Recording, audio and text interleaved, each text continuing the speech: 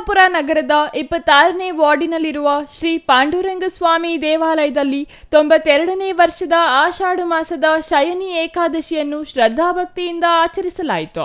ದೇವಾಲಯಕ್ಕೆ ವಿಶೇಷ ಅಲಂಕಾರ ಸೇರಿದಂತೆ ದೇವರಿಗೆ ವಿಶೇಷ ಪೂಜೆಗಳನ್ನು ಹಮ್ಮಿಕೊಳ್ಳಲಾಗಿತ್ತು.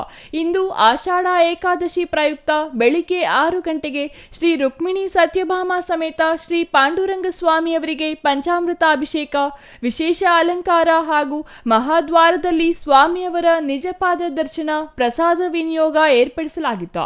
ಸಂಜೆ 7 ಗಂಟೆಗೆ ಸಾಂಪ್ರದಾಯಿಕ ಪಂಡರಿ ಭಜನೆ ಮತ್ತು ಮಹಿಳೆಯರಿಂದ ವಿಷ್ಣು ಸಹಸ್ರನಾಮ ಮತ್ತು ಲಲಿತಾ ಸಹಸ್ರನಾಮ ಪಾರಾಯಣ ಏರ್ಪಡಿಸಲಾಗಿದೆ.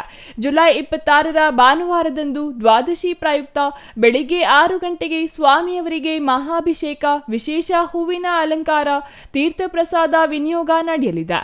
ಸಮಸ್ತ ಭಕ್ತಾದಿಗಳು ಆಗಮಿಸಿ ಸ್ವಾಮಿಯವರ ಕೃಪೆಗೆ ಪಾತ್ರರಾಗಬೇಕೆಂದು ದೇವಾಲಯದ ಆಡಳಿತ ಮಂಡಳಿ ಕೋರಿದೆ. News bureau, CTV news, Chikkaballapur.